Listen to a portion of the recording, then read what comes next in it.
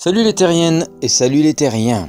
J'espère que vous allez bien. Moi, je me régale. Oui, je me régale de tout ce que je peux lire en commentaire de mes vidéos. Franchement, vous me gâtez. Que ce soit les globulistes ou les platistes, j'adore vous lire. Des fois, ça vaut vraiment son pesant de cacahuètes. Bref, certains commentaires sont vraiment à mourir de rire.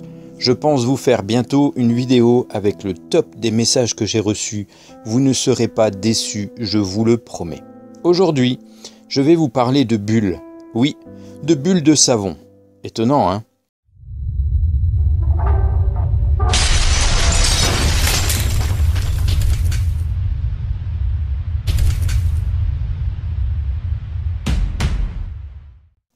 Eh bien, vous allez voir que même les bulles de savon nous amènent à croire plutôt en la Terre boule qu'en la Terre plate. Je suis tombé il y a quelques jours sur cette vidéo d'une bulle de savon qui gèle. Et une question m'est venue à l'esprit. Pourquoi les bulles de savon ont tendance à prendre une forme de sphère ? Ça pourrait être des cubes. Non, c'est une sphère. Vous êtes-vous déjà posé cette question ? Eh bien, j'ai cherché la réponse et je suis tombé sur quelque chose que je ne connaissais pas encore. Pourtant, j'aime beaucoup les mathématiques. J'ai en effet découvert l'isopérimétrie. Qu'est-ce que l'isopérimétrie ? Sur la page Wikipédia de la bulle de savon, il est écrit ceci. Une bulle de savon tend naturellement à prendre la forme qui lui permet d'enfermer un volume d'air donné dans une surface d'air minimale. C'est le principe de minimisation. Tout le monde peut constater qu'il s'agit d'une sphère, mais constater n'est pas démontrer. Et les mathématiciens, Archimède en tête, s'y sont longtemps cassés les dents. Il fallut attendre 1882 pour que le mathématicien allemand Hermann Amandus Schwarz prouve que parmi toutes les surfaces enfermant un volume donné, c'est la sphère qui présente l'air minimal. On peut aller regarder l'article concernant l'isopérimétrie pour avoir plus d'informations. Sur cette page consacrée à l'isopérimétrie, il y a un petit encart avec une photo d'une bulle de savon qui nous dit « La forme d'une bulle de savon est une réponse à une question d'isopérimétrie. Elle forme une sphère car c'est le solide qui minimise la surface pour englober un volume donné, ce qui correspond au même problème de forme que de maximiser le volume englobé pour une surface donnée. Si on traduit cela en termes physiques, cela veut dire que tout système matériel atteint un équilibre stable lorsque son énergie potentielle est minimale. Dans le cas de la bulle de savon, c'est la sphère. De là à en déduire que tout élément dans l'univers a tendance à prendre la forme d'une sphère, il n'y a qu'un pas. Je vous propose pour cela de visualiser un extrait d'une vidéo de Stéphane Couchou qui fait plein de vidéos en slow motion. Et dans celle-ci, il a filmé une goutte d'eau qui tombe dans un verre. Et vous allez voir que la goutte d'eau prend la forme d'une sphère parfaite.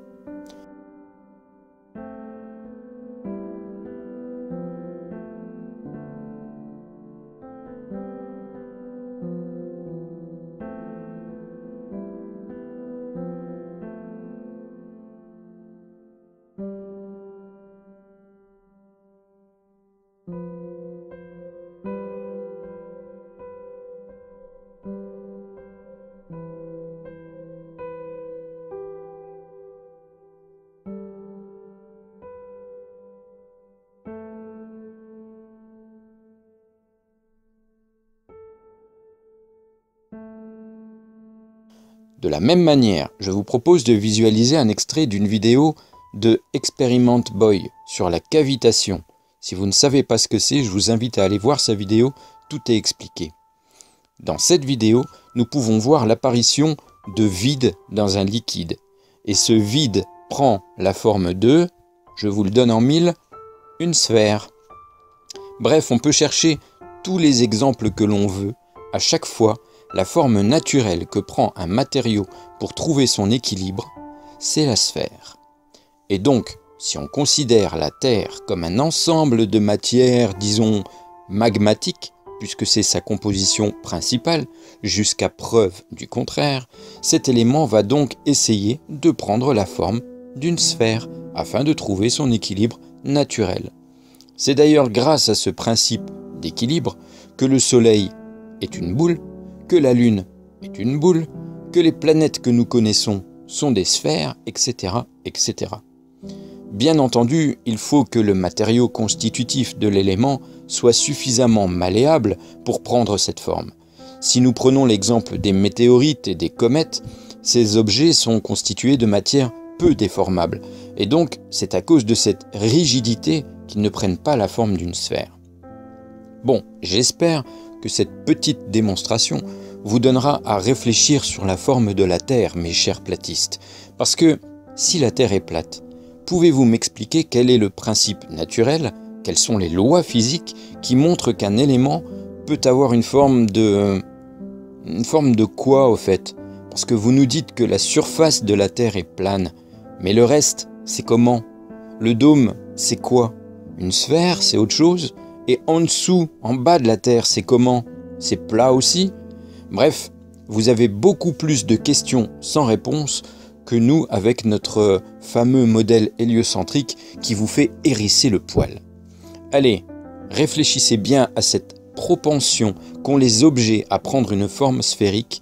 Montrez-moi que la Terre ne peut pas répondre à ce principe en fonction d'une loi que vous allez réinventer et on en discutera. Je vous laisse avec ça les amis, n'oubliez pas de partager, de liker, de vous abonner si ce n'est pas déjà fait et n'oubliez surtout pas, faites tourner. Ciao les terriennes et ciao les terriens.